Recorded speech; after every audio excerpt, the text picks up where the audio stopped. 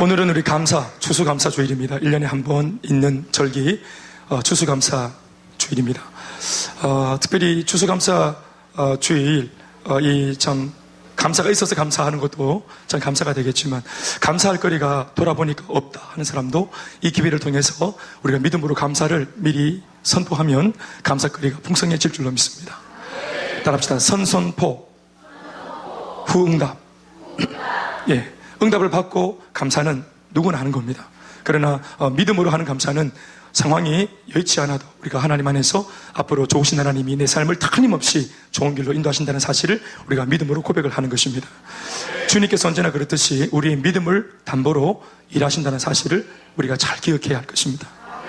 사랑하는 여러분, 언제나 이런 말씀이 다시 부메랑처럼 돌아오는 듯하지만, 그러나 이 교과서 같은 한 가지 중요한 명제를 우리가 마음에 받아야 하는 것은 우리가 문제입니다. 언제나 내가 문제입니다. 응답이 없는 것이 하나님의 문제가 아니라 응답받기에 아직까지 준비가 안 되고 덜 돼 있는 나 자신의 모습이 언제나 문제라는 사실을 기억해야 합니다. 15일 만에 그렇게 완주해서 홍해바다 건넌 이후에 바로 입성할 수 있었던 측근의 거리에 있었던 그 가나안 땅을 그들이 무려 15년이 아니고 40년 동안 뺑뺑이를 돌면서도 그 가나안 땅을 찾지 못했던, 그래서 눈이 가리고 귀가 닫혀 있었던 이유는 그들이 광야에서 하나님의 말씀을 좀처럼 순종하지 않았기 때문에 그렇습니다. 그러니까 순종이 될 때까지, 응답보다 하나님은 순종이 될 때까지. 우리는 문제를 만났을 때 문제가 해결되는 것이 우리의 초미의 관심사이지만, 하나님은 이런 부분에 있어서 정말로 태평스러우십니다. 우리는 발등에 불 떨어져서 이 문제가 해결되는 것이 너무나 급한 문제인데, 하나님은 너무나 여유가 많으십니다. 지금 아브라함은 75세까지 아기가 없어가지고 빨리 아기를 갖는 게 이게 초미의 관심사고, 75세에 지금 아기를 가져도 늦는데, 그런데 하나님께서는 이 아기를 주신다는 약속 한마디를 던져놓고는 아기를 가지기에 합당한 모습으로 변화될 때까지, 얘가 아버지가 되어질 때까지, 진짜 하나님의 사람이 될 때까지 25년을, 자그마치 25년을 그냥 기다려버리십니다. 하나님은 그런 아주 무시무시한 분이, 무지막지한 분이십니다. 그래가지고 100세의 응답 주시고, 결국은 하나님께서는 손해보는 거 없지만 아브라함은 응답 100세에 받아버리는 겁니다. 하나님께서 한 사람을 변화시킬 때 그렇게 하시는 겁니다. 시간을 막 써버리십니다. 참 어떤 면에서 볼 때는 우리가 빨리, 그래서 하나님한테 부리는 고집을 빨리 거두어드리고 엎드리는 것이, 그게 참 인생의 지혜라고 생각하는, 이 지혜가 항상 제 머릿속에 참 맴돌고 있는데 떠나진 않는 한 가지 중요한 명제입니다. 하나님 앞에 고집을 부리지 말고 빨리 엎드리는 것이 인생을 버는 것이라. 아마 제가 하는 말에 공감을 하시는 분이 있으면 좀 아멘 좀 하십시오. 결국은 돌아옵니다. 방황하고 삐딱선 타고 탕자처럼 돌아가고 왔다 갔다 해도 결국은 돌아옵니다. 그 세월이 아까운 겁니다. 세월이 돌아오면은 이빨 다 빠지고 없고 임플란트 걸 데도 없고, 그래가지고 기운도 없고 기력도 없고 회개할 힘도 없어, 말씀을 들어도. 그러니까 그 하나님께서 이제 쉽게 우리끼리 하는 말로 참 좋은 말 할 때 돌아와야 되는데 옆에 인사합시다. 좋은 말로 할 때 돌아오세요. 오늘 설교 제목이 돌아와 감사하라. 앞에 덧붙이면은 좋은 말로 할 때 돌아와 감사하라. 따라합시다. 돌아와 감사하라. 오늘 예수님께서는 어느 독특한 한 마을에 들어가시고 계십니다. 이 독특한 마을, 이름도 없는 마을입니다. 그곳은 사마리아와 그리고 갈릴리 사이에 위치한 이름이 없는 그런 마을입니다. 그러니까 이것이 마을이라고 볼 수 없는 무슨 부락 같은 그런, 이 사람들이 그냥 모여 사니까 마을인 줄 알지 정식 마을의 명칭이 없는, 그냥 사람들이 한 벌판에 그냥 꾸역꾸역 어떤 특정의 사람들이 모인 겁니다. 그런 일단의 무리가 모였기 때문에 마을이 형성되어진 것이지 이게 원래는 타운이 아닙니다. 그래서 이름이 없는 것입니다. 그 힌트는 뭐냐 하면 11절 말씀, 12절 말씀 들여다볼 때 이곳이, 이 마을의 이름은 없지만 사마리아 땅과 갈릴리 사이에 위치한 마을이라는 것입니다. 여러분, 사마리아는 이스라엘이 남북으로 나누어져 있는데, 이 나누어진 남북을 놓고 이제 위쪽에 있는 사마리아, 과거의 북이스라엘의 수도였던 사마리아. 예수님 당시에는 북이스라엘, 남유다 이런 개념이 없었습니다. 남북의 개념이 없었습니다만은, 그러나 역사적으로 볼 때 그들이 과거 구약시대의 이스라엘의 나라였을 때, 그때 한번 쿠데타를 일으키는 열족속 바람에 이게 남북으로 갈라진 적이 있었습니다. 북쪽에 10지파, 아래쪽에 2지파. 그래서 북쪽에는 사마리아 성을 그들의 도읍지로 삼고, 그 수도로 삼고, 밑에 남유다는 예루살렘을 수도로 삼아서 그들의 이스라엘은 하나인데 사실상은 두 개의 이스라엘 역사가 계속해서 진행되었던 역사의 그림을 가지고 이해를 해야 됩니다. 그래서 위쪽에는 사마리아, 밑에는 이제 남유다의 한 마을인 유명한 마을이었던 갈릴리 마을. 이 마을이 그 북쪽 사마리아와 남쪽 갈릴리 사이에 위치한 마을이라는 점, 이런 점들을 우리가 잘 눈여겨볼 필요가 있습니다. 나중에 말씀을 해석하는데 이런 것들이 중요한 재료가 됩니다. 11절과 12절 말씀이 기록되어진 말씀을 읽어봅시다. 다 같이 11절, 12절 상반부까지 시작. 예수께서 예루살렘으로 가실 때에 사마리아와 갈릴리 사이로 지나가시다가 한 마을에 들어가시니, 이렇게 했습니다. 이 수상한 마을에서 예수님이 만난 사람들이 누구였냐 하면 바로 다른 사람이 아니라 10명의 나병 환자들이었습니다. 나병 환자 한두 사람도 아니고 10명의 떼거리지로 몰려다니는 그 나병 환자 무리를 만났습니다. 무려 10명이나 되는 나병 환자들이 정상적인 동네에 무리지어 몰려다닐 수가 없던 그 시대상을 고려할 때 이 마을의 정체는 틀림없이 마을의 이름이 없는 것도 없는 것이지만 이 마을의 정체는 바로 문둥이촌, 문둥이 마을, 나병 환자들이 모여 사는 그런 정말 참 삼류 인생, 정말 포기되어진 인생, 이제 더 이상 인생에 활로가 없는 이미 끝나버린 인생들, 마지막 숨을 연명하면서 죽을 날만 기다리면서 그러한 병자들이 꾸역꾸역 모여있던 나병 환자촌이었습니다. 나병 환자라는 말은 이전에 우리가 불렀던 문둥병자라는 말과 같은 말입니다. 나병 환자들은 정상적인 공동체 마을 내에서 추방되고 또 격리되어 자신들만의 마을을 형성해서 거기에서만 그들이 지내도록 되어 있었습니다. 그런 나병 환자 공동체 안으로 오늘 예수님께서 고의적으로, 아주 의도적으로 방문해 가신 겁니다. 사실은 멀쩡한 사람도 길 가다가 잘못 들어서는 바람에 이 나병 환자들 모여있는 마을을 방문하면은 기겁을 하고 소리 지르면서 뛰쳐나오는 것이 보통적인 모습인데, 특별히 다른 마을에 사는 그런 이방인들이 나그네처럼 길을 가다가 잘못 들어서는 바람에 이렇게 사마리아와 갈릴리 사이에 있는 이 문둥이촌에 들어서면은 기겁을 하고 달아나는 이런 판국에 예수님은 아주 의도적으로 이 마을을 찾았던 겁니다. 사실 예수님 당시 시대상을 고려해 볼 때 사마리아나 갈릴리에 살고 있던 사람들이라고 해서 이곳 나병 환자 마을과 별반 다를 것도 없었습니다만은 이스라엘 북쪽에 위치한 사실 그 사마리아에는 비록 이 이름 없는 나병 환자보다는 나은 것처럼 보이는 멀쩡한 사람들이 모여있는 동네인 것처럼 보이지만 북쪽 사마리아에는 정통 유대인이 아닌 혼혈 유대인들이 살고 있었는데 그들은 늘 남쪽 유대인들에게 의해서 무시당하고 모욕을 당하며 살아왔습니다. 그렇다고 남쪽의 형편은 괜찮았나 하면 그렇지도 않았습니다. 남쪽은 남쪽대로 유대 땅에 위치한 오늘 특별히 한 군데를 말하고 있는데 이 갈릴리에는 수많은 사람들이 그 유명한 갈릴리 호수, 갈릴리 바다, 그 바다 하나 믿고 거기에서 물고기나 잡으면서 거기에서 겨우 생계를 유지하고 있었고, 그러니까 겨우 삶이 그런 정도니까 내일에 대한, 미래에 대한 소망이나 전망이나 꿈이 없는 아주 무기력한 삶을 근근히 이어가고 있는 것이 남쪽 사람들의 모습이었습니다. 사마리아도 서글프고 사실은 남쪽 갈릴리 마을도 서글픕니다. 그런데 중간에 놓여있는 이 나병 환자 마을은 더 열악합니다. 그러나 우리가 오해하지 말아야 할 것은 이 중간에 있는 나병 환자 마을의 형편이 북쪽에 있는 사마리아나 남쪽에 있는 갈릴리 마을과 그렇게 크게 내용적으로 볼 때는 다를 바가 없었다는 사실을 우리가 좀 기억을 가지고 있어야 합니다. 결국 자기들끼리는 갈릴리가 좋다, 갈릴리가 옳다, 갈릴리가 그래도 낫지, 혹은 사마리아는 나쁘다, 사마리아는 옳지 못해, 이렇게 말하고 비교하고 이렇게 하지만 사실은 모두가 상처투성이요 소망이 없기는 매 한 가지였던 것입니다. 그런데 희한한 것은 매사에 서로 물고 뜯고 싸우는 이 두 지역이, 북쪽과 남쪽 이 두 지역이 한 가지 동의하는 내용이 있었는데 그것은 바로 나병 환자들에 대한 견해였습니다. 그들은 반드시 이 질병은 하나님께 저주받은 병이기 때문에 마을에서, 공동체에서 내쫓아야 한다. 그래서 우리도 내쫓을 때 거기로, 너희들도 내쫓을 때 거기로.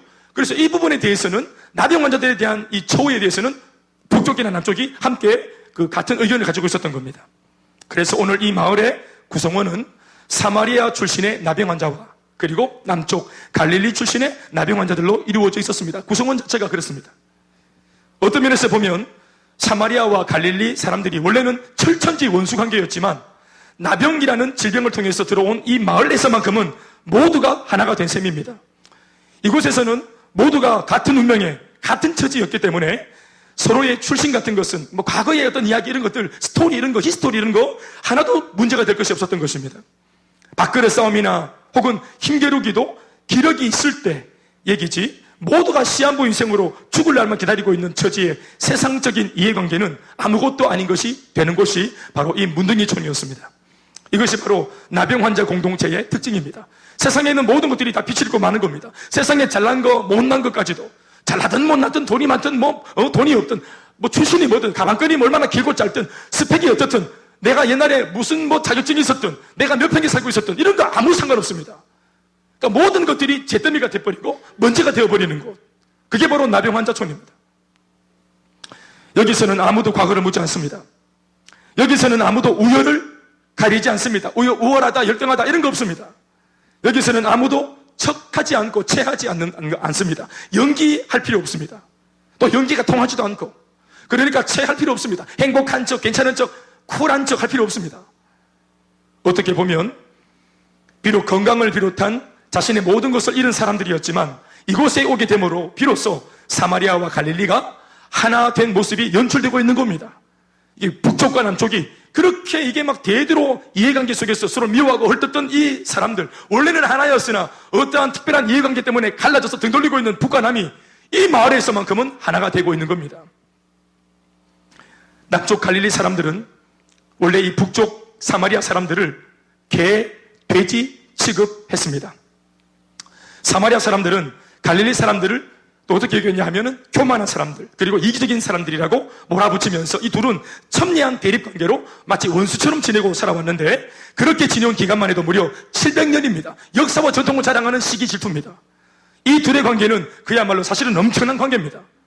그러니까 남유다 사람들은 사마리아 땅에 발도 안 디딥니다. 사마리아 사람도 유대인에게 찾아오지 않습니다. 서로 상종하지 않습니다. 진짜로 그냥 개 같다, 돼지 같다가 아니라 정말로 오리지널 개다, 돼지다 이렇게 얘기했습니다. 사람을 그렇게 취급을 합니다. 그런 면에서 사마리아와 갈릴리 사이에 위치한 이 나병 환자촌에서는 이 원수들이 하나가 되었다는 점에서 어떤 의미를 찾을 수도 있겠습니다. 그런 면에서 볼 때 인생이라는 것이 생각해보면 정말로 별것도 아니라는 생각이 듭니다.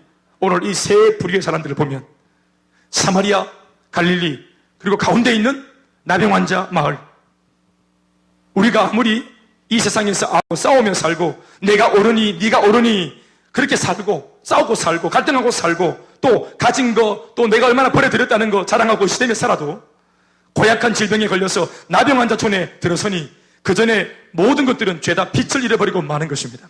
의미가 없어지는 것입니다. 지금 시한부 인생인데 뭐가 중요하겠어요? 모두가 죽을 날 그냥 받아놓고 있는 건데, 나병 환자들이 모여 사는 이 마을은 갈등 없는 하나된 공동체라 해서 사실은 좋은 것도 아닙니다. 그건 착각입니다. 이 마을에는 사실상 죽음의 역사가 충만한 곳입니다. 이 마을은 사망과 죽음의 역사가 가득합니다. 이 마을에서 결국 다 죽습니다. 여기가 마지막 종착점입니다. 인생의 종착역입니다. 여기에서 모든 사람들이 다 마무리하는 것입니다. 여기에서 멀쩡히 살아 돌아가는 사람은 없습니다. 이곳은 산송장들이 살고 있는 일종의 공동묘지 같은 곳이었습니다. 비록 숨은 쉬고 있지만 이미 생송을 받았기 때문에 이게 아주 우울한 그런 마을입니다. 우리 모두도 일생을 전쟁하듯 치열하게 살지만 결국 한 번은 나병 환자 마을과 같은 이러한 인생의 마지막 종착역, 내 의지와 힘으로 돌파할 수 없는 이 죽음과 우리가 맞닥뜨리는 그런 운명을 맞이하게 될 것입니다. 우리 누구나 다 그렇게 됩니다. 우리 모두가 어떤 면에서는 마지막으로 가는 곳이 이 나병 환자 공동체입니다.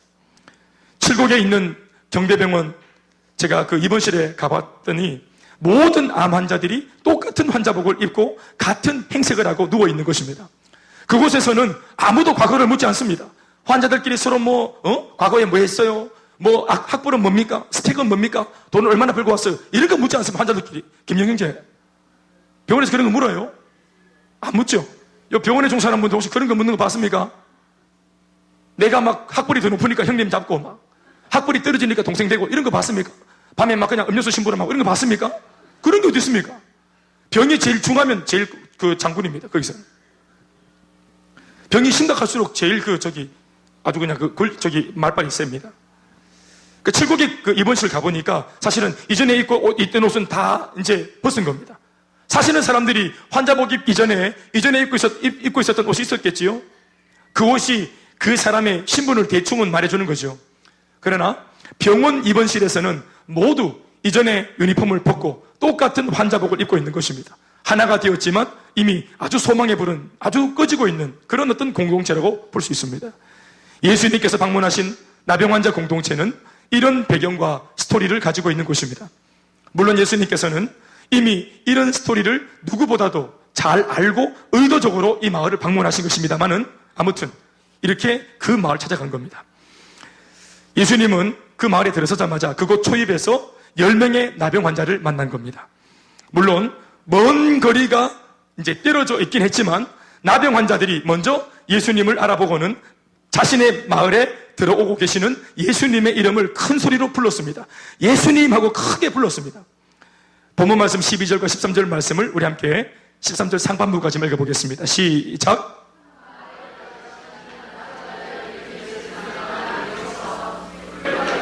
거기까지. 한 마을에 들어가시니 나병 환자 10명이 예수를 만나 멀리 서서 그리고 소리를 높여 뭐라고 주절주절 하면서 말을 했습니다. 멀리서 예수님을 만날 수밖에 없었던 것은 그 당시 사회제도 때문이었을 겁니다.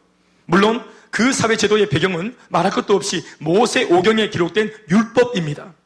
율법에 의하면 나병 환자는 절대로 정상적인 유대인을 대면할 수 없다고 했습니다.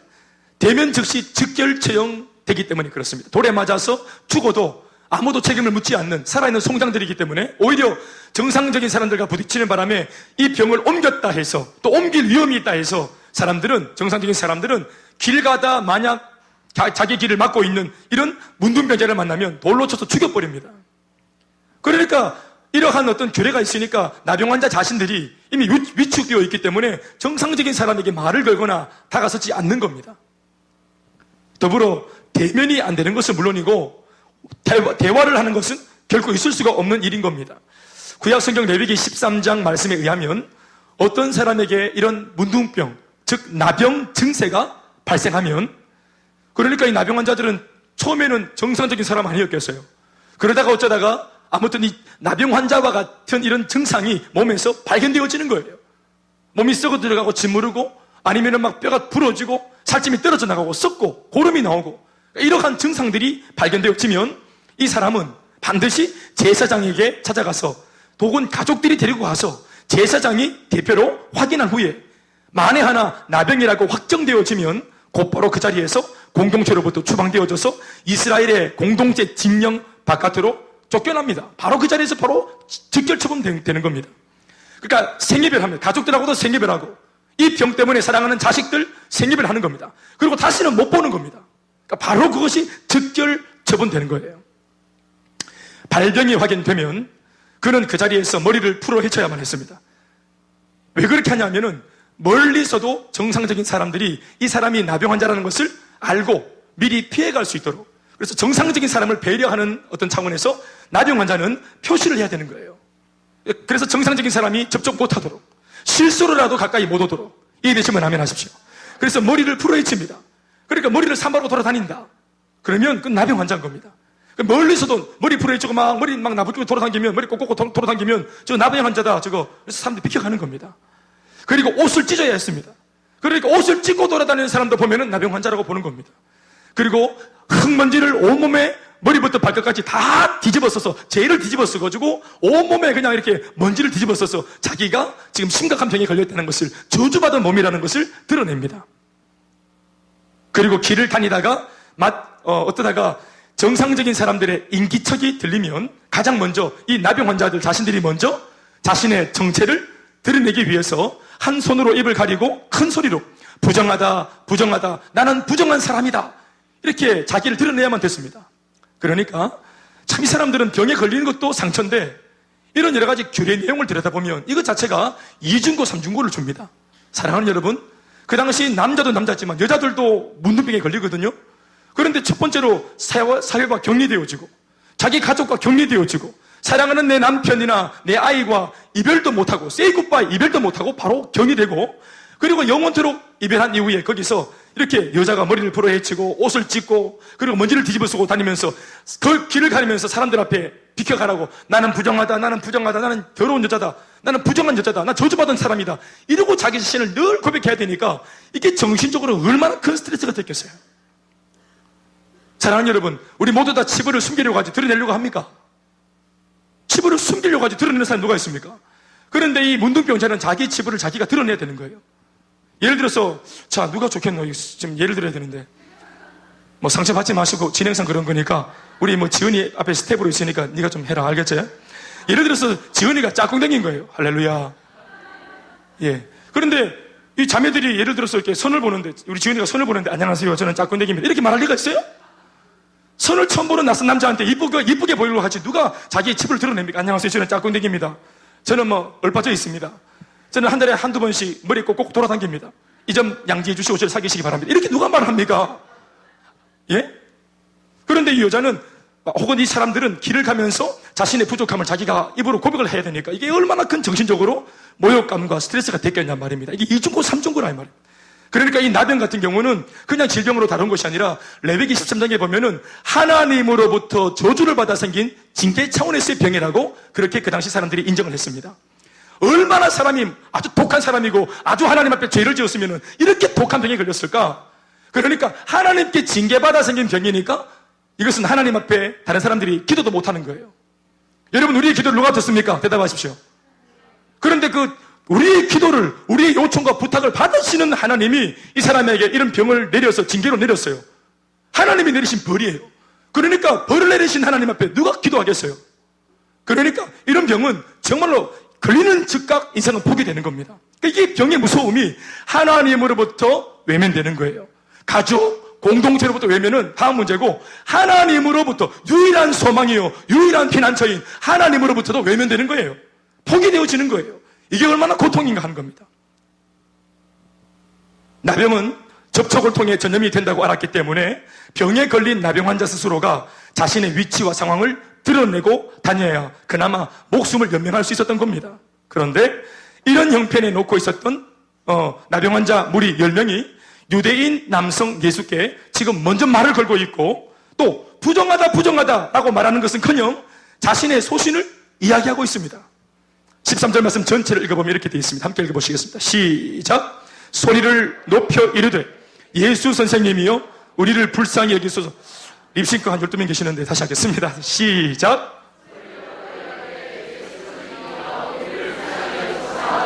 지금 제가 방금 말씀드린 이 규례를 이 한마디 말로 다 깨트린 겁니다. 이 사람들이. 그러니까 이것 때문에 자기들이 어떤 봉변을 당해도 좋다라는 각오가 아마 되어 있지 않으면 이렇게 못할 건데, 이 짧은 한 구절의 고백과 제스처 속에 이 사람들 나름대로는 엄청난 결단이 있었더라고 여러분들이 이해할 수 있기 바랍니다. 그들의 소원은 불쌍히 여김을 받는 것이라고 했습니다. 그들은 자신의 나병을 고쳐달라고, 회복시켜달라고, 이 병을 가져가달라고 정확하게 표현하지 못합니다. 진짜로 해야 할 기도 제목을 딱 이것을 언어로 만들어가지고 예수님 앞에, 이것도 참 자기 나름대로는 아주 중요한 결정을 하고 생명을 담보로 하는 고백인데 정확하게 기도하지 못합니다. 단지 자신들을 불쌍히 여겨달라고 간청할 따름입니다. 저는 개인적으로 볼 때 이 사람들이 얼마나 그 당시 사회의 어떤 그런 배경 속에서 눌려 있었으면, 예수님이 분명히 용한 분이라는 것을 알고 이렇게 부탁을 했을 텐데, 예수님이 메시아라고, 예수님이 그리스도라고 흘러 들어오는 풍문을 듣고, 쪼가리 복음을 듣고, 쪽지 복음을 듣고 분명히 마음속에 믿음이 생겼기 때문에 예수님을 단번에 알아보고 자기 소원을 말하고 있는 거 아니겠어요? 아멘, 아멘. 그런데 얼마나 눌려 있었으면, 얼마나 안 돼봤으면, 얼마나 사람들한테 욕을 얻어먹어봤으면, 얼마나 고백했다가 걷어차이고 외면당해봤으면, 기도할 기회가 왔는데도 기도가 안 나가는 거예요. 기도해서 얼마나 이 기도가 응답이 안 돼서 좌절과 낙심이 심하냐면은, 내 기도를 듣는 예수님이 버젓이 내 앞에 서 계신데도, 소원을 말할 수 있는 유일한 찬스가 왔는데도 내 마음속에 있는 소원을 바로 말하지 못하는 거예요. 소경 바디메오 기억하시죠? 소경 바디메오는 예수님께 자신의 눈을 뜨게 해달라고 분명한 기도를 요청했습니다. 내가 네게 뭐 해두기 원하느냐? 주여, 내가 보기를 원하나이다. 네 믿음대로 될지어다. 아멘이십니까? 이 사람들 비록 힘겨웠지만 소경 바디메오, 그래도 나병 환자 오늘 10명보다는 정확하게 소원을 말하고 있습니다. 우리 백부장 압니다. 이방인 백부장. 그 백부장도 예수님께 자신의 하인의 병을 낫게 해달라고 분명한 기도를 요청했습니다. 내 하인이 특정한 하인 하나가 아픈데 이 특정한 아픈 하인 하나를 이 사람을 고쳐달라고 요청했더니 예수님께서 말씀을 딱 하시니 그 즉시 그 병이 나았습니다.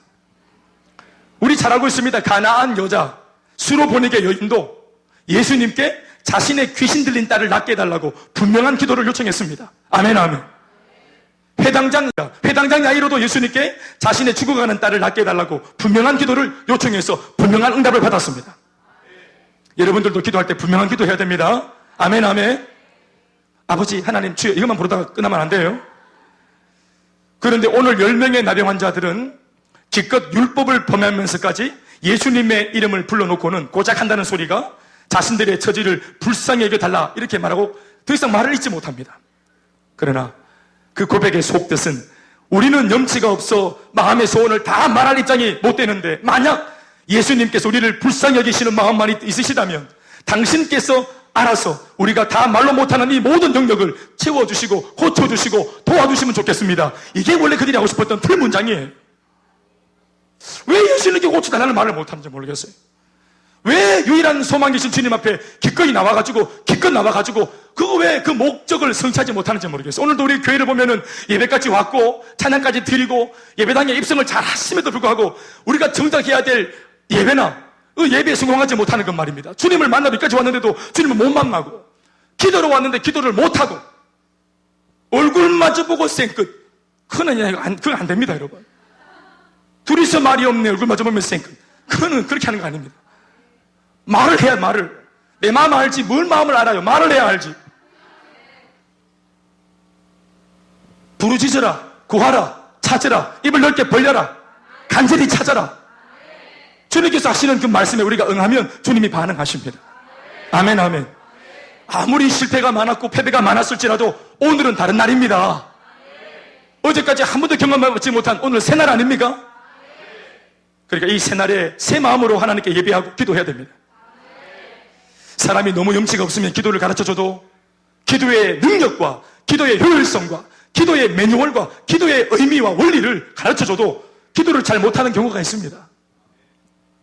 이제까지 너무 안 되는 삶, 이제까지 너무나 안 되었고 실패했던 삶, 이제까지 수많은 좌절과 포기의 삶을 경험하고 살다 보면 예수님에게 오긴 했지만 멀찌감치 거리를 두고 서서 거의 넋두리에 가까운 기도를, 기도도 아닌 이상한 기도, 신세 한탄하다가 가는 사람들도 있습니다.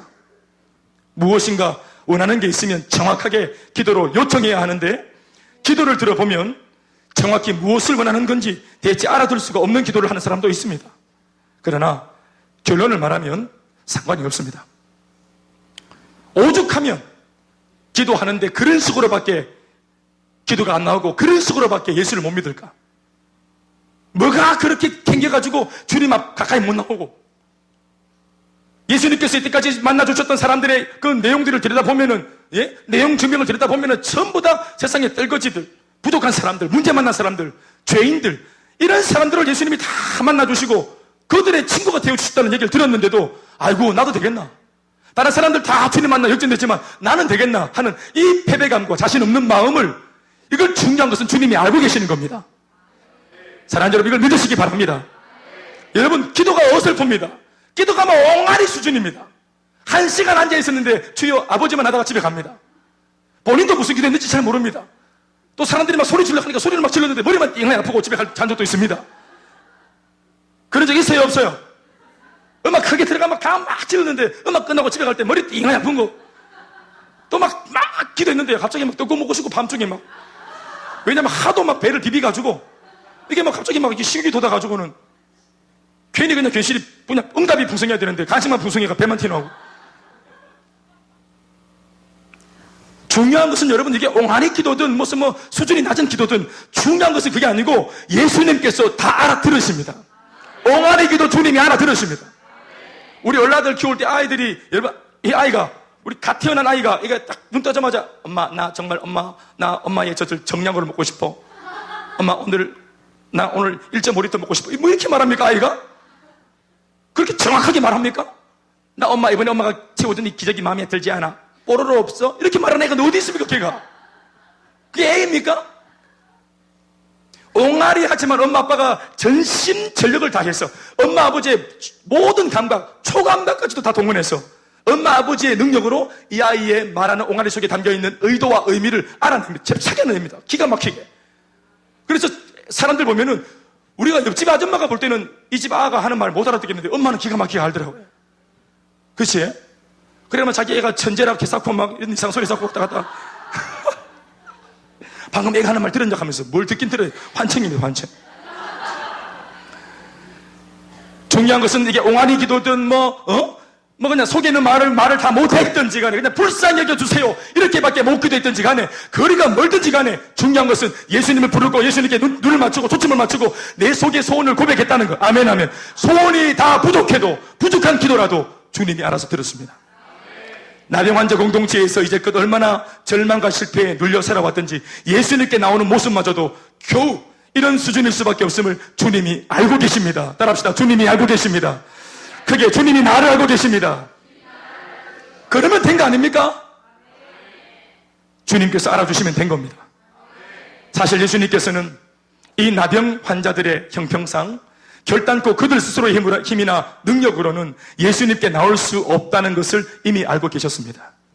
그래서 예수님 스스로가 이곳까지 방문해 오셨던 겁니다. 예수님께서는 이미 그들을 불쌍히 여기고 계십니다. 온 것 자체가, 그 마을에 예수님이 오신 것 자체가 그 사람들을 불쌍히 여기는 마음이 있기 때문에 오신 겁니다. 그들의 형편을 마음 아파하십니다. 그래서 그 말 같지도 않은 기도를 기꺼이 들어주시기 위하여 지금 여기까지 들어오고 계시는 것입니다. 할렐루야. 14절 말씀 한 구절로 예수님께서는 그들의 기도에 대한 응답의 말씀을 전해주십니다. 이 말씀을 다 같이 읽어보시겠습니다. 14절 시작.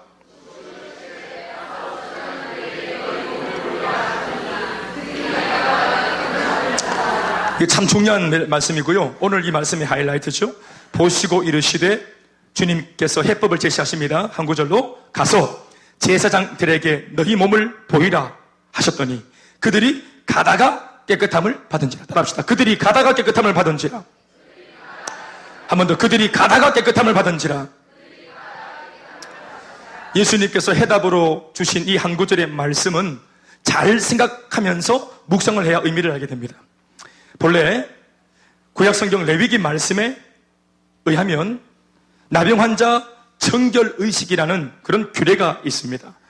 대체로는 나병 환자촌에서 회생된 사람이 없는 것이 통상적인 그런 어떤 모습이었지만 그러나 가끔씩 정말 하나님의 특별한 긍휼로 인해서 회복되는 사람들이 있었던 겁니다.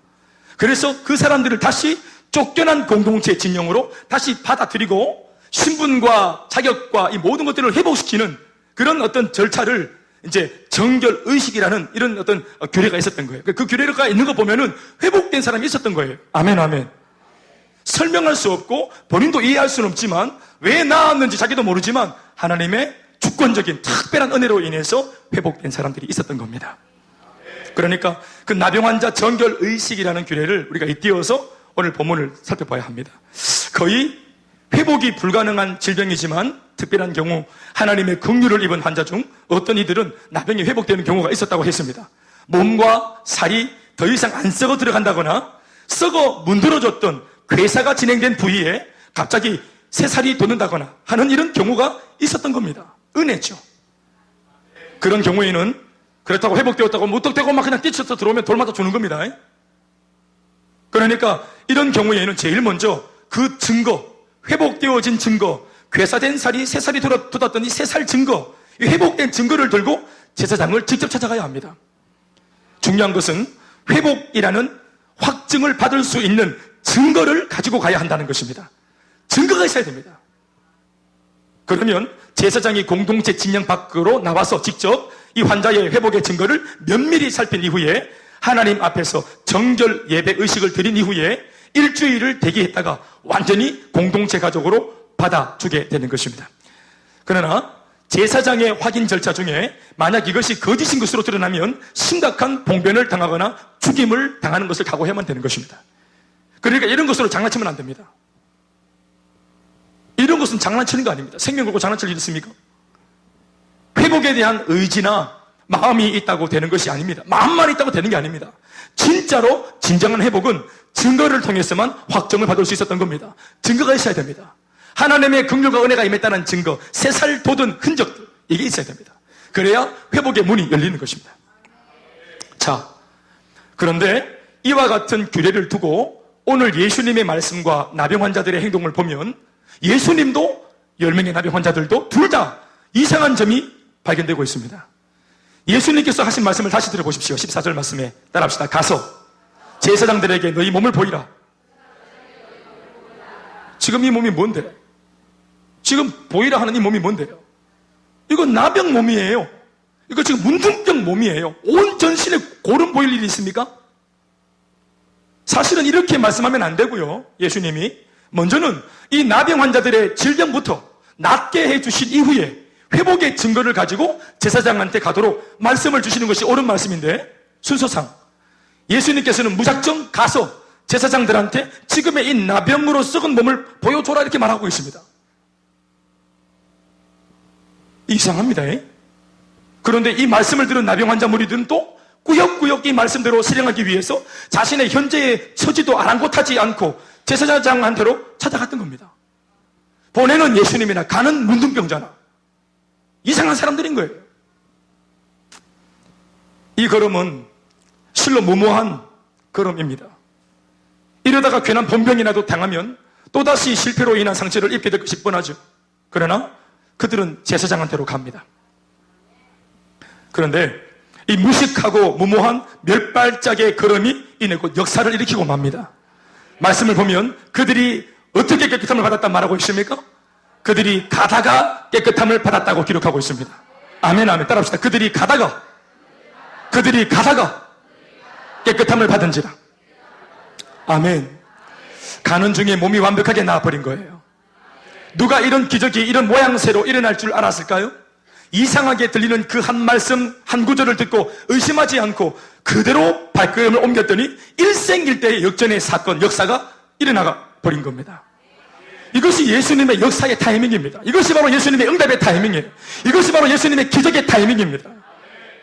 타이밍, 응답의 타이밍, 하나님의 시간, 응답의 시간 100%를 다 보여주시고 이해시켜주시고 믿으라 하지 않으시고 0에서 거의 10입니다. 많아봤자 10 보여주시는 게 네가 나를 믿고 움직이면 이렇게 될 거다. 겨우 보여주시는 거 한 10, 많으면 10 없으면 0 0이나 10을 말씀하시고는 그 10을 믿고 순종하는 도중에 나머지 100이나 90을 채워주시면서 예수님께서 진정한 100%의 응답을 주시는 것, 이것이 예수님의 기적의 방법인 거예요.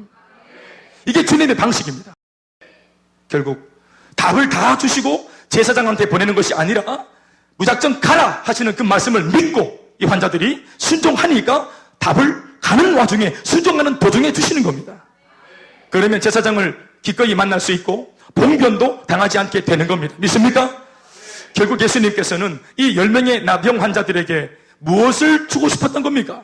회복보다 자신의 현재의 문제를 고쳐줘서 문제가 회복되어지고 소생하는 것보다, 인생이 역전되는 것보다 예수님은 뭐를 더 주고 싶었던 것일까요?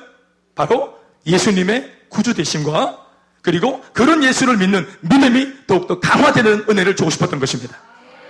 주님은 이 10명의 나병 환자들한테 믿음을 심어주고 싶었던 것입니다. 예수님의 관심은 그들의 필요를 채워주는 것보다 예수님께 대한 신뢰와 믿음을 심어줘서 그들과 관계를 맺고자 하는 데 있으셨던 겁니다. 주님이 원하는 것은 우리와의 관계입니다. 이 회복이라는 것도 장치예요. 나병이 회복되는 거, 이게 나병 환자한테나 대단한 문제지 주님한테는 문제가 안 돼요. 사실은 오히려 주님의 관심은 이 문제를 통해서 이방지사 만난 문제니 이 문제가 나를 믿고 나와 관계하는 이 과정 속에 회복되어짐을 통해서 나를 더 신뢰하고 믿으라고, 믿음을 가지게 되라고. 아멘, 아멘. 주님께서 그렇게 많은 일들을 한 겁니다. 만약 다 보여주고 보내면 무슨 믿음이 필요합니까? 그러나 보이지 않는데 가는 것, 들리지 않는데 가는 것, 예측할 수 없는 미지를 향해서 내 몸을 던지는 것에는 믿음이 요구되어지는 것입니다. 오늘 믿음이라는 말이 한 구절도 없지만 오늘 이 모든 결국을 볼 때 이 10명의 나병 환자들이 갈 때는 하나님, 예수님이 하신 말씀을 믿었던 겁니다. 믿음이 앞장세워졌기 때문에 발을 옮길 수 있었던 거예요. 믿음이 배짱을 불러일으킵니다. 믿음이 열정을 불러일으키는 것입니다. 우리는 우리의 문제가 해결되는 것이 관심사가 않습니까? 그게 어떠한 문제인지 모르겠지만 우리의 문제가 빨리 하나님을 통해서 기도하고 응답받기를, 그래서 해결되어지기를, 숨통을 좀 쉴 수 있도록 제발 좀 호흡 좀 하자. 제발 좀 다리 좀 뻗고 살자. 제발 좀 한숨 쉬고 살지 말자. 이러한 것과 같이 우리는 우리의 문제가 해결되는 것이 예수를 믿는 이 신앙생활을 하는 와중에도 제일 큰 관심사이지만 주님께서는 정작 우리 자신을 원하십니다. 예수님께서는 문제가 해결되는 과정을 통해 다만 우리가 주님을 만나 주님과의 관계가 더욱더 이전보다 두터워지고 회복되는 것을 원하십니다. 끊임없이 주님은 나, 너, 내 아들, 내 딸, 나는 너를 원한다고 말씀하십니다. 그 관계를 통해 하나님과의 사랑이 회복되기를 원하는 것인 것을 믿으시기 바랍니다. 기가 막힌 것은 여러분, 이 말씀이 이렇게 끝나면 얼마나 좋겠습니까? 그런데 그들이 가다가 깨끗함을 받고 난 뒤에 10명 중 15절 말씀에 그 중에 한 사람이 자기가 낳은 것을 보고 큰 소리로 하나님께 영광을 돌리며, 중요한 대목입니다. 따라합시다. 돌아와. 이 돌아와라는 말이 사실은 16절과 이어져야 되는데 마저 읽어보시겠습니다. 시작. 예수의 발 아래에 엎드려 감사하니 그는 사마리아 사람이다. 따라합시다. 돌아와 감사하니. 15절 마지막과 16절 이제 저 중반에 있는 말씀을 같이 이어야 합니다. 따라합시다. 돌아와 감사하니. 예수님 앞에 돌아왔습니다. 그러니까 지나가다가 걸어가다가 이게 진짜 아무것도 없이 걸어갔는데 응답이 강력하게 일어나서 회복된 것을 10명 모두가 발견한 겁니다. 그래서 모두가 다 할렐루야 하면 세상에 정말 우리가 아까 고백했던 그 만났던 예수는 진짜였어. 우리가 만났던 그 예수는 진짜 그리스도였어. 우리가 만난 분이 정말 신이 이 땅에 내려오신, 유신이 오신 우리가 정말 신을 만난 거야? 정말 우리 일생일 때 충격적인 사건이다. 기적이 일어났다. 말로만 듣던 카드라 통신에 멀리 있던 기적이 오늘 나의 기적이 되었고, 멀리 있던 예수님과 하나님이 나의 주, 나의 하나님이 된 사건이, 아멘 아멘. 그날 그들 모두가 기적을 만난 것이 아니라 예수를 만난 겁니다. 자신의 문제를 해결받은 날이 아니라 예수를 만나고 인생이 역전되는 날이었습니다.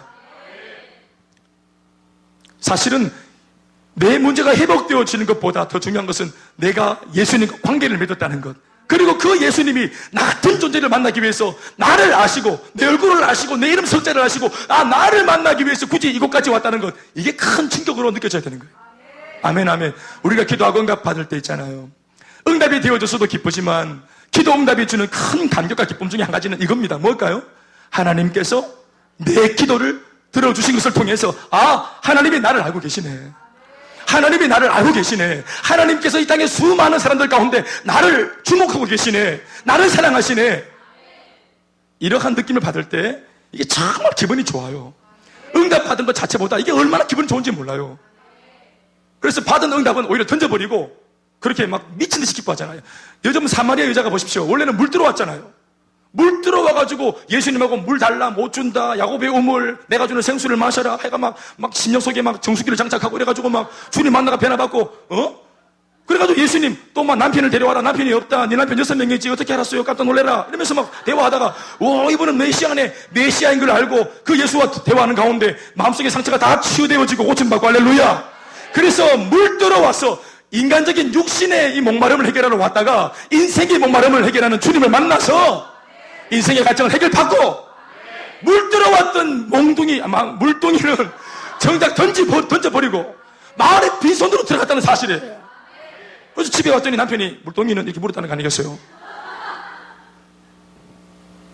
그랬더니 그 여자가 어떻게 말합니까? 내가 물이다.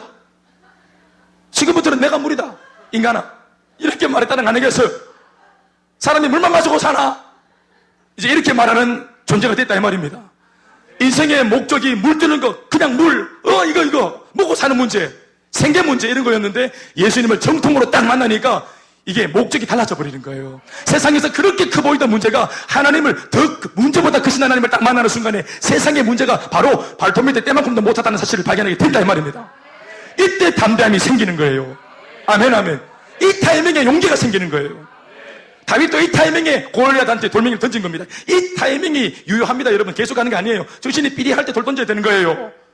성령 충만해서 은혜 받았을 때 그때 물동이 던지고 가야 되는 겁니다. 성령이 충만할 때 홍해바다 짝대기 내밀어 갈라야 되고, 은혜를 받았을 때 내가 평상시 못하던 것을 도전해야 되는 줄 믿습니다. 평상시에 사랑한다는 말 못하잖아. 꿈에서도 못하잖아, 남편한테. 근데 은혜 받고 오늘 예배 마치고 이제 충만해졌을 때 그냥 미친 척하고 사랑한다 여보 이러고 가는 겁니다. 집에 가서 바로 이자 볼지 모르겠지만 은혜 받았을 때 여러분 우리가 진도를 빼야 됩니다. 은혜 받았을 때 진도를 나가야 합니다. 은혜 받았을 때 문제를 돌파해야 됩니다. 그게 하나님 타이밍입니다. 그러니까 10명이 다 주님 만나서 응답받고 할렐루야 하면 우리가 주를 만났다. 내 응답받은 것보다 주님 만난 게 더 기쁘다. 주님이 나를 기억하시네 하는 이 기쁨이 있었던 것은 10명이 다가 아닌 거예요. 문제는 한 사람이었어요. 나머지 9명은 자기가 받은 응답이 중요했어요. 자기가 받은 축복이 중요했어요. 그리고 이제는 다시 안 돌아간다. 내가 그 자리 나병환자촌 지긋지긋하다. 실패의 땅, 저주의 땅, 세상살이 지긋지긋하다. 내가 어떻게 받은 은혜인데 나 평생 이 은혜 어려먹고 살 거다. 또 주님께서 마음 변덕이 심해가지고 또 뺏어갈 수 있을지도 모른다. 그러니까 내가 어떻게 받은 이 은혜인데 이걸 붙잡고 나는 막 이걸 영원히 우려먹고 살 것이다 하고 다 주행랑 쳤습니다. 이걸 뭐라고 말합니까? 먹튀 신앙이라 말합니다. 침이 좀 많이 튀었네. 이게 먹튀 신앙입니다. 먹고 튀는 거. 우리 어른들은 잘 모르시죠 이 말. 예? 한번 따라합시다. 먹튀. 예. 먹고 튀다 이 말입니다. 우리 옛날 초등학교 때 떡볶이집 아줌마, 예? 가방 올라매고 우리가 떡볶이 300원치만 주세요 해가지고 떡볶이 딱딱 순진한 척하면서 더 드세요 이렇게 먹다가 바로 막 아줌마 저기 막 오뎅 국물 풀 때 그대로 막 냅다 도망가는 먹튀. 먹고 튀는 거.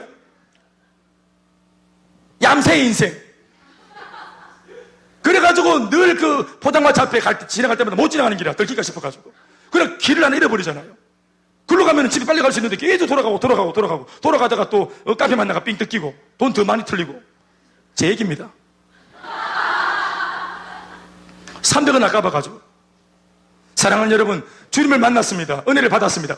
은혜보다 더 귀한 것이 은혜 주시는 하나님이십니다. 우리 이솝이야. 나는 이솝보화에 성경의 내용이 많이 들어있다 생각합니다. 나 이솝보화를 혹시 이게 정말 진짜 마태가 찍었나 누가가 찍었나 이런 생각이 들 정도로 이솝보화에 성경적인 은혜가 참 많은 것 같아요. 제가 주목하고 싶은 한 가지 이야기는 이겁니다. 여러분 그거 아시죠? 황금알을 낳는 암탉. 오리입니까? 거위입니까? 그렇군요. 그렇군요. 큰일 날 뻔했네. 황금알을 낳는 거위랍니다. 이 거위가 황금알을 낳는 거예요. 하루에 몇 개? 더도 말고 덜도 말고 한 개 딱딱 낳는 거예요. 그러니까 하루에 하나씩 데일리 브레드, 일용할 양식. 얼마나 성경적입니까? 그러니까 이게 데일리 브레드. 그러니까 이게 항상 황금알 하나. 이거 모으면 365일 모으면 몇 개입니까? 365개 아니 돈 되잖아요. 그런데 이 욕심꾸러기 주인이 괜히 욕심을 부려가 어떻게 합니까? 거의 배를 따잖아요. 이 배를 따면 이 속에 황금이 얼마나 많이 들었겠노 하고 배를 따는 거예요. 이게 황금알을 낳아주는 거위에 대한 고마움이 없고 황금알을 낳아주는 황금알 자체, 거위가 낳아주는 황금알 자체에 이게 눈이 멀고 이게 물욕이 드니까 이게 이제 정신머리가 없는 겁니다. 그래서 축복이 차단되고 은혜가 차단되지 않습니까? 사랑하는 여러분, 내게 은혜를 주신 이 예수님, 겨우 여러분 질병 하나 고치시는 예수님으로 끝나겠습니까? 나병 하나 고치는 예수님으로 관계 끝내야 되겠습니까? 여러분 예수님 얼마나 대단한 분이신데 지금 여러분들 필요한 기도 하나 해서 응답 하나 받고 지금 먹튀할 겁니까? 좋은 말로 빨리 말하세요. 주님 뭐라 말씀하셨습니까? 예레미야 33장 3절 말씀에 너는 내게 부르짖으라. 내가 네가 알지 못하는 크고 엄밀한 일을 네게 보이리라. 네가 이때까지 30년 예수 믿어왔나? 30년 기도하고 응답 받아왔나? 내가 오늘 한 번 다시 기도하면 30년 동안 한 번도 경험하지 못한 오늘 완전히 새거, 완전히 아케바리, 완전히 새딱한 거. 근데 새 은혜를 주기다. 네가 한 번도 경험하지 못한 새로운 은혜, 경험하지 못한 새로운 은혜, 반복되는 재생하는 재탕하는 은혜가 아니라 오늘 새로운 은혜를 줄 거라. 그러니 오늘은 오늘의 기도를 해야 되고 오늘은 오늘의 말씀을 붙잡고 오늘은 오늘의 은혜를 추구해야 될 줄로 믿습니다. 새로운 겁니다. 오늘 주시는 거 새로운 것입니다. 아멘 아멘. 누가 신앙을 추억한다 합니까? 신앙은 기억하되 주님의 은혜를 기억은 하되 추억해서는 안 되는 것입니다. 오늘 살아 불떡거리는 주님과의 아름다운 관계를 이어가야 하는 것입니다. 어제 좋았다, 그저께 좋았다, 옛날에 방언 많이 받았다. 근데 지금은 뭡니까? 방언 어떻게 됩니까? 한국말도 잘 안 되는데 지금. 그 중에 한 사람이 받은 은혜보다 은혜 주신 예수님을 기억하는 겁니다. 그래서 주님께 돌아왔던 것입니다. 그래서 이 모든 것을 이루신 분이 바로 당신이라고 하나님이 하셨습니다. 예수님이 하셨습니다. 성령님이 하셨습니다. 나는 당신이 만군의 주 여호와 하나님의 아들 예수라는 것을 믿고 있다고, 그리스도라는 걸 믿고 있다고 하면서 이 믿음의 고백을 담보로 감사를 돌립니다. 이것은 마땅히 돌려야 할 감사인 줄로 믿습니다. 내 기분이 알딸딸해서 뭔가 흥에 취해가지고 적선하듯이 옛다 하고 드리는 감사가 아니라 정말 마음 깊이 우러나는 벅찬 감격 때문에 다시는 들어가고 싶지 않을 냄새나고 고약한 그 실패의 땅에 예수님이 계시니까 다시 그 마을에 들어가서 주님을 찾아 뵙는 이 용단과 이 결단과 이 은혜 받은 우리들에게 있어야 합니다. 은혜도 있어야 되고, 또 이 말씀 속에 뭘 깨닫습니까? 의리가 있어야 돼요. 의리가. 아멘입니까? 예수님께 받은 은혜를 받았을 때 의리가 있는 겁니다. 의리가. 네? 제가 훈련받을 때 목사님 그렇게 말씀하시더라고요. 신앙 없으면 의리라도 좀 있어라. 의리라도. 신앙이 없으면 의리라도 좀 있어라. 이렇게 말씀하시더라고요. 이게 뭐 복음은 아니니까 뭐 아멘은 그렇고. 돌아왔다는 거예요. 내가 잘 되는, 그러니까 이분은 어떤 분이냐면은 예수님이 내가 가는 길을 밀어주는, 그냥 내 뒤에 후광이 되어주는 분, 백그라운드가 되어주는 분, 예수님을 내 인생의 배경이 되어주시는 분, 언제나 내가 인생은 내 맘대로 살다가 내가 참고서가 필요해서 예수님 이번 달 뭡니까? 참고 좀 해주세요. 참고서를 딱 펴듯이 예수님께 내가 내 삶 살다가 한 번씩 궁금할 때마다 물어볼 때 답을 말해주는, 참고를 해주는, 힌트를 주는 이런 예수님이 아니라 오늘 이 한 명의 사람은 돌아와서 예수님이 내 인생의 주인이라는 것을 고백하고 있는 것입니다. 16절 말씀에 예수님의 발 아래에 엎드려 감사하니, 중요한 것은 그 사람의 정체가 드러났습니다. 그는 사마리아 사람이라. 여러분, 이 사람을 놓고 사마리아 사람이라는 굳이 이런 구체적인 표현을 하는 것 보면 나머지 9사람은 뭘 말하고 싶은 것입니까? 갈릴리 출신, 남유다, 남쪽 유대 땅 출신의 문둥병자라는 것입니다. 이 질병 때문에 과거를 다 정산하고 지금은 하나가 되어 있었습니다. 네, 아마 유대인들이 말했겠죠. 아이고 뭐 니나 내나 어차피 우리 병 걸렸는데 뭐 그거는 세상에서는 따지는 거지. 아이고 힘내세요 하면서, 아이고 사마리아 양반 괜찮아요, 우리 같이 친구로 지냅시다. 나이가 어떻게 됩니까? 아이고 내가 동생이네, 아이고 형님, 이러고 정말 인간적으로 아주 쿨한 척, 아주 그냥 자기가 멋진 척, 젠틀한 척, 자기들은 그렇게 지냈을 겁니다. 그런데 은혜를 받고 자신의 신분과 또 자격이 회복되어졌다 딱 생각이 드니까, 나 유대인이지, 나 저 사마리아와 같이, 사마리아인과 같이 움직이면 안 되지, 저 개되지만도 못한 사마리아인과 내가 같이 상종하면 안 되지, 우리는 남쪽으로 다 치고 빠지자. 그들의 결론인 것입니다.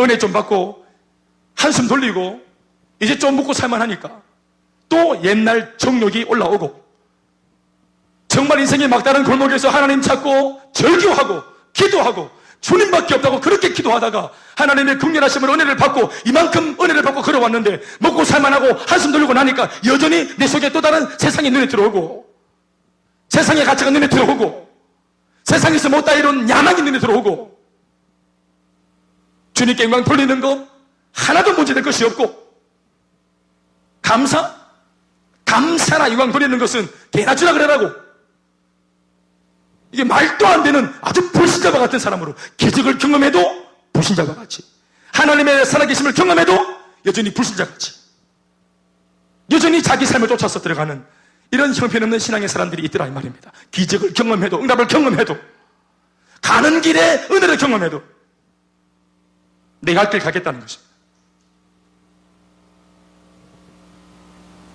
김지현 목사의 말 말고 여러분 예수님의 말을 들어보실까요? 17절 말씀입니다. 이렇게 주님이 말씀하세요. 18절까지 두 절의 말씀을 다 같이 시작.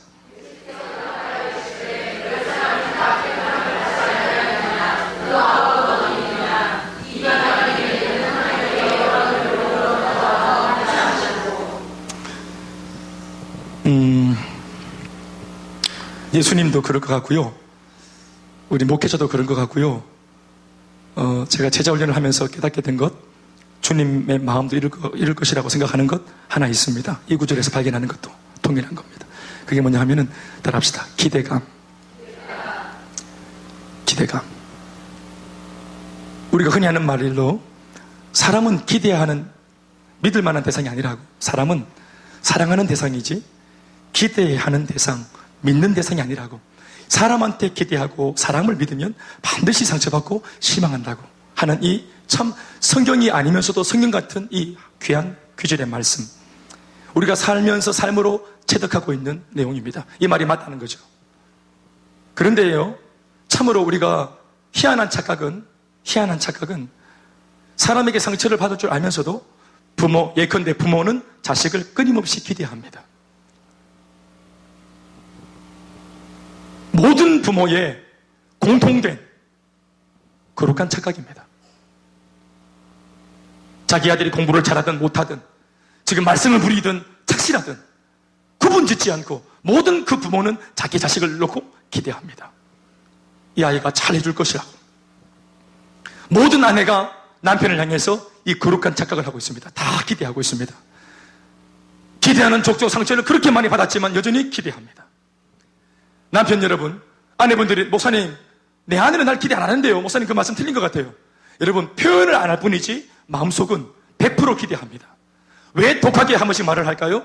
다시 한번 기대했다가 자기가 상처를 받을까 싶어서 그렇게 못되게 말을 해서 그렇지, 그 못되게 말하는 냉정한 말 속에 담겨있는 진정한 내막은 기대하는 거예요. 그래도 기대하는 것입니다. 그래도 기대하는 것입니다. 여자분들 맞아요, 틀려요? 대답하지 마세요. 천기 누설이니까. 우리 남자분들도 마찬가지로 아내를 향해서 못마땅한 게 있어가지고 때로는 우리가 윽박지르기도 하고 우격다짐으로 우리가 그렇게 큰 소리 내기도 하지만 우리 마음속에 아내를 향한 기대가 있는 겁니다. 우리 남편분들 아멘이시죠? 아침에 된장찌개를 끓여주기를, 오늘 퇴근하고 집에 오면 청소돼 있기를, 뭐 이런 기대하는 거 아니겠어요? 할렐루야. 좀 도와주세요.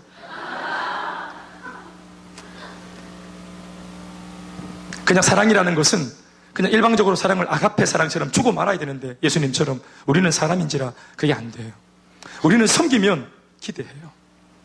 우리는 뭔가 땀 흘려서 뭔가를 투자하면 나도 모르게 기대해요. 이 기대하는 마음이 나쁜 거 아닙니다. 양육을 하고 훈련을 하고 비전을 심으면, 훈련을 시키고 은혜를 끼치면, 그래서 성도들이 예전보다 잘하고 변화받고 성장하는 것을 보면 목회자는 자기도 모르게 그랬다가는 상처를 여지없이 받을 줄 알면서도 자기도 모르게 기대가 되는 거예요. 양육반을 기대합니다. 제자학교 기대합니다. 아멘 안 해도 내 기대인데 뭐. 제자대학 1학기 기대합니다. 졸업을 앞두고 있는 2학기 기대합니다. 셀리더 기대합니다. 현역 국장들을 기대합니다. 세거족 사역자, 성김이 사역자들을 기대합니다. 여러분들이 뭐라고 해도 목회자가 여기 있을 때는 그런 기대감이 없으면 못 쓰는 겁니다. 상처를 다시 받을지라도 거룩한 착각. 무슨 착각인 줄 아세요? 오늘 김재현 목사가 하는 설교를 다 들으러 안 왔나? 김 목사, 네 설교 들으러 왔다. 이분들 네 설교를 기대하고 있대. 그러니까 용기를 내, 김 목사. 설교 길다고 사람들이 화내는 것 같지만 이 사람들 다 네 설교를 즐겨하고 좋아해. 힘내. 쫄지 마. 이게 그냥 제 혼자는 그냥 착각입니다. 네. 그래서 오늘도 이 자리에 서서 이렇게 하고 있는 겁니다. 여러분들이 그렇게 안 하든 하든 관계없이 저는 그냥 그렇게, 그런 마음이, 기대하는 마음이 없으면 서지 못합니다. 그 정말 못할 짓인 거예요. 못하실 짓일 것이에요. 정말로 싫으면 안 보고 말죠. 남편과 아내가 진짜 이거는 안 보고 말아야 될 정도면 안 보고 말죠. 그런데 그래도 아침에 일어나 보고 서로 얼굴 보고 또 이렇게 막 하더라. 밥을 차릴 때 막 뒤로 이렇게 차리더라고. 얼굴 보기 싫어서. 그러더라도 기대하는 겁니다. 기대하는 거라 이 말. 내 자식 기대하는 것입니다. 예수님께서 말씀을 딱 보내면 예수님은 여러분 100% 저거 가다가 나을 거라는 걸 알고 있었습니다. 예수님이 주신 것은 참고서가 아니고 해답입니다. 그들은 이게 뭔지도 모르고 이 말씀을 듣고 갔지만 가는 중에 나와버렸잖아요. 참고서입니까? 해답입니까? 대답하세요. 해답이죠? 정확하게 그들의 문제를 진단하고 처방하는 진짜 해결책이었어요. 아멘, 아멘. 그들이 해결책을 딱 이제 받으면서 몸이 회복되어질 때 예수님을 기대합니다. 회복되었다, 드디어 내가 나았다라는 것보다, 자기중심적인 생각보다 나를 낳게 하신 분이 정말로 메시아구나, 이것을 깨닫게 될 것이라고 기대하는 겁니다. 예수님에게 초점을 맞출 것이라고 기대하는 것입니다. 그래서 어떤 면에서는 예수님이 그 자리에 있었잖아요. 예수님께서 한 명이 돌아올 때 중요한 것은 그 자리에 그대로 있었다는 걸 기억하셔야 됩니다. 예수님이 그대로 있었습니다. 그대로. 그게 뭡니까? 기다리는 것입니다. 주님의 우리를 향한 기다림은 우리가 돌아와야 끝이 납니다. 그분은 목 놓아 기다리고 그것을 단순, 지속, 반복, 밤이나 낮이나 어제나 오늘이나 한결같이 우리가 회개하고 다시 정상적인 자리에 돌아올 때까지 그분은 목 놓아 기다리십니다. 그 자리에 떠나지 않습니다. 궤도를 벗어난 것은 우리들이지 주님은 한 번도 발을 뗀 적이 없습니다. 우리가 돌아오기까지. 한 명 기다렸었겠어요? 10명을 다 기다렸다고 생각합니다. 그러나 돌아온 사람이 한 사람이에요.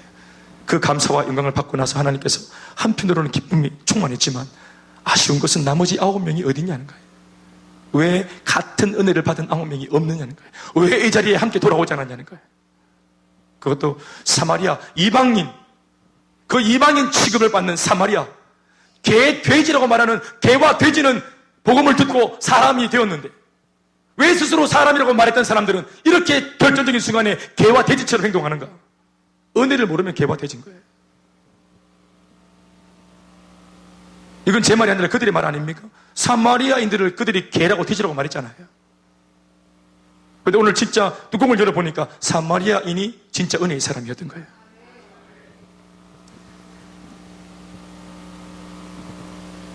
예수님 말씀하셨어요. 이 이방인 외에는 하나님께 영광을 돌리려 온 자가 없느냐. 그래서 예수님께서 그에게 중요한, 그리고 진짜로 주고 싶으셨던, 아마 이거를 주기 위해서 예수님이 서 계셨던 것 같아요. 그게 19절의 말씀인데, 이 위대한 선물을 받은 사람은 10명 중에 결국은 1명밖에 없었는데, 이 본문을 마지막으로 읽어보십시다. 시작.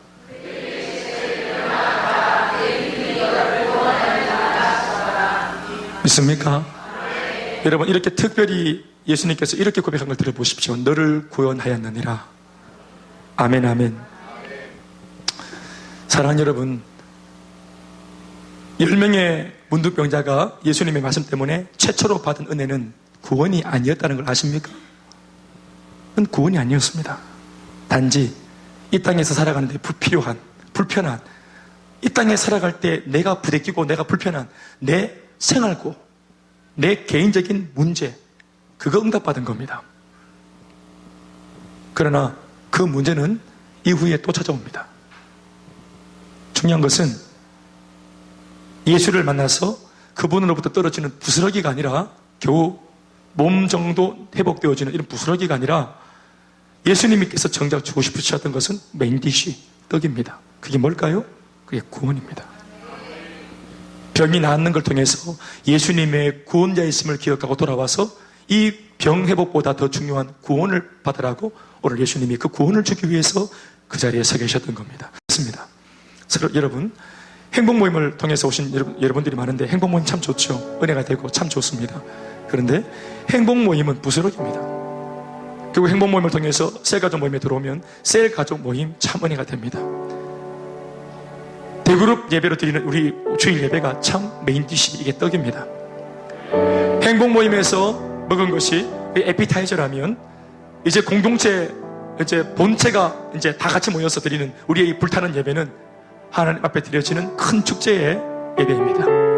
그리고 이 진짜 예배를 통해서 하나님으로부터 받는 것은 구원의 은총입니다. 내 문제 한두 개 응답하고 회복되어지는 것, 가려운 걸 긁어주는 정도가 아니라 여러분, 예수님의 본심을 주목하세요. 그분은 우리에게 생명을 주시되 더 풍성히 주고 싶어서 우리 가운데 오신 참 사랑의 예수님이십니다. 이제까지 응답 몇 가지 받고 먹튀하기에는 여러분 너무 아까운 겁니다. 지금까지 너무 잘 오셨지 않습니까? 사랑하는 여러분, 이 길 뒤에 놀라운 영광이 있습니다. 셀리더 사역 지금까지 하면서도 참 감사가 많았잖아요. 셀리더 사역 모르고 했잖아요. 이게 뭔지. 그래서 하면서, 순종하면서 가는 도중에 우리가 은혜를 막 경험하잖아요. 아멘, 아멘. 그러나 이 은혜를 경험하는 것보다 다시 주님께 돌아가면, 주님을 바라보면, 끊임없이 주님을 다시 찾으면 주님으로부터 헤아릴 수 없는 더 위대하고 놀라운 역사들이 일어날 것입니다. 우리 결혼생활 무턱대고 모르고 막 달려왔잖아요. 그래도 주님께서 가는 와중에 은혜를 많이 보여주셨는데 주님을 제대로 바라보고 가면 이제까지 경험하지 못했던 좋은 일들이 더 많이 일어날 줄 믿습니다.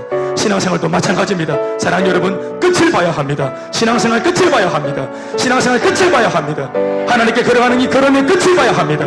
위대한 역사 일어나며 오늘 감사 주일을 맞아서 오늘 특별히 우리 주님께 돌아와서 정말로 주님이었다고 하나님이 하셨다고 노래할 수 있는, 감사할 수 있는 저와 여러분 다 될 수 있기를 주 이름으로 축원합니다.